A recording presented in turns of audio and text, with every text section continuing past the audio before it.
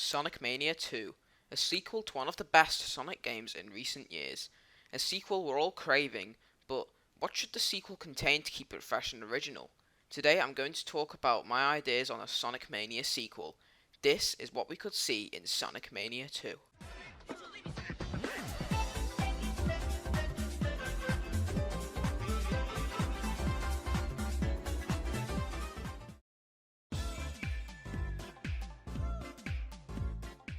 Sonic Mania, a group of Sonic fan game developers collaborating with Sega to make one of the best Sonic games in not only recent years, but of all time. A celebration of Sonic's past by recreating past zones from older 2D Sonic games with a new modern feel, whilst creating brand new classic inspired zones as well, such as Studiopolis Zone and Mirage Saloon Zone. The game was backed by a beautiful modern classic inspired soundtrack by T. Lopez, Nafumi Hatia, Falk Woo Young, Hyper Potions, and Hunter Bridges.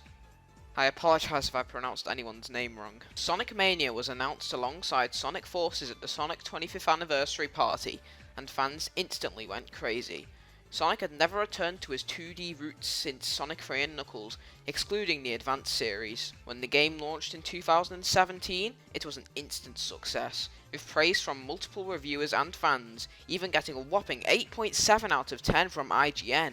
Sonic Mania cemented itself as arguably the best 2D Sonic game of all time. However, with success like this, it seems natural for Sega to develop a sequel.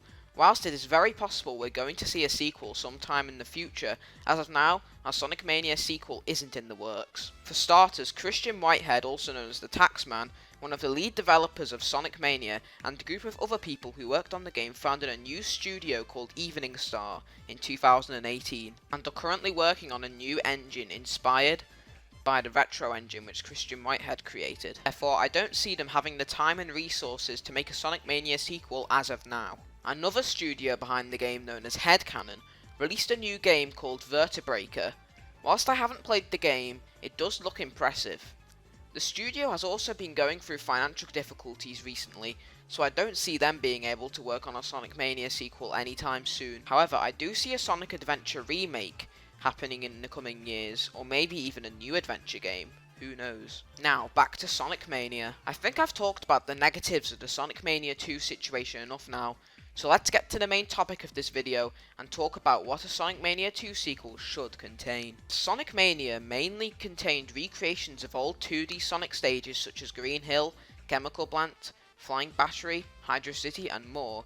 I wouldn't mind if Sega chose to include more former zones in the game, however, it would be in everyone's interest to add more original zones, as it would make the game feel more original and fresher.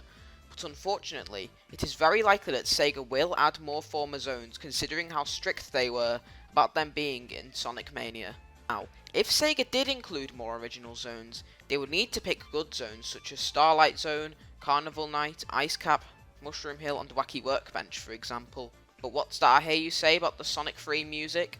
Sega can't even use the copyright situation with the music as an example to not include Ice Cap and Carnival Night in Sonic Mania 2 because of the recently discovered Sonic 3 beta music. We certainly don't want to see zones like Labyrinth and Marble Zone, because that would not go well. However, I think Sega will know not to include those zones anyway. But if Sega did decide to include more previous zones, why don't they use some of the 8-bit Sonic stages such as Turquoise Hill Zone from Sonic Triple Trouble? They could even get the developers behind the 16-bit Sonic Triple Trouble fan game to help work on the game. Even though it's quite far-fetched, it would be really cool to see this happen. One of the big selling points of Sonic Mania was the drop dash.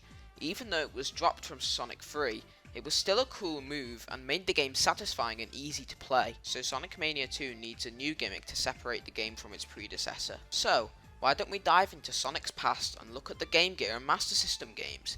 There were some neat power-ups from those games such as the Hang Glider from 8-bit Sonic 2, even though the mechanics were a bit broken in that game for that power-up. I'm sure it can be changed to operate like raised gliding techniques from the original Sonic Mania, whilst allowing it to reach high places in the stage to set both abilities apart. They could also include the Rocket Boots power-up from Sonic Chaos, to allow the player to fly to parts of the stages where they wouldn't be able to normally. They could even implement the Light Dash from Sonic Adventure. Although it was from modern Sonic games, It would work well in the classic formula as proven by many fan games. Another thing that Sega could implement into the sequel would be some cool, new, unique bosses. In Sonic Mania we had the hard-boiled heavies, a group of egg robos trying to stop Sonic. What if in Sonic Mania 2 the hard-boiled heavies came back and they were re-themed for the new zones which could feature in the game, and the heavy magician, instead of turning into Bean, Fang and Bark, could turn into Wave the Swallow, Storm the Albatross and Jet the Hawk from Sonic Riders.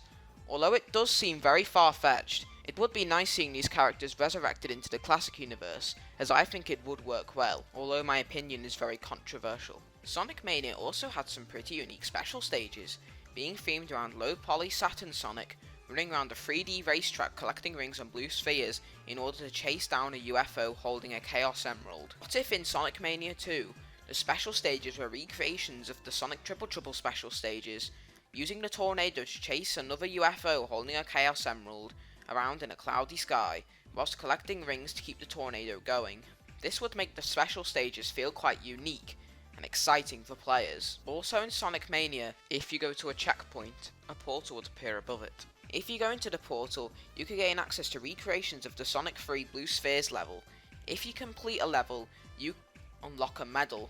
If you unlock enough medals, you can get access to bonus features, which allow you to use new abilities in Sonic Mania, such as the Insta Shield from Sonic 3, and you can get access to an And Knuckles mode, and if by playing with Knuckles, you can get another Knuckles following you, similar to how Tails follows you by playing as Sonic and Tails. Unfortunately, the other Knuckles doesn't have any abilities, so that's a shame. Now, what if in the sequel we replaced the Blue Spheres levels with a new special stage? What if we replaced them with Sonic 2 special stages?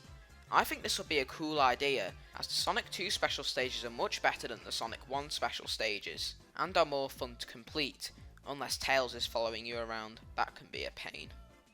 The final topic I'd like to cover about a Sonic Mania sequel would be the playable characters.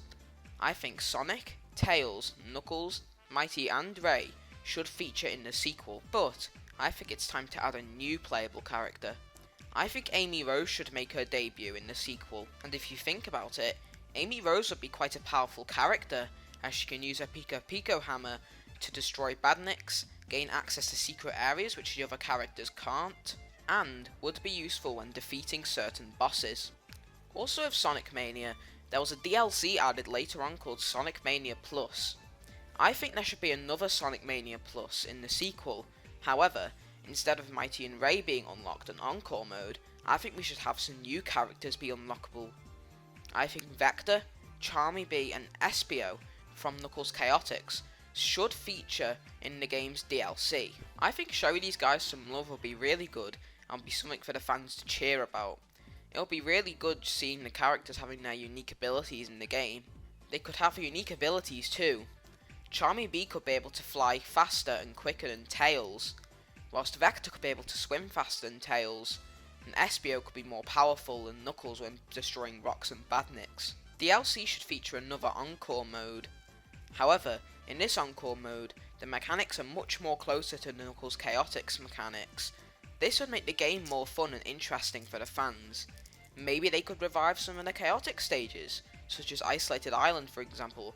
I would love to hear Door into Summer in Sonic Mania 2. Overall, a Sonic Mania sequel would be great, but it needs to be developed by the right people. If Christian and his team work on the game, I can certainly guarantee that the game is in safe hands and will be fantastic. We certainly don't want another Dimp situation. Definitely not. Anyway, I think that about wraps up this look on a potential Sonic Mania sequel. I would love to hear your thoughts on a Sonic Mania sequel in the comments.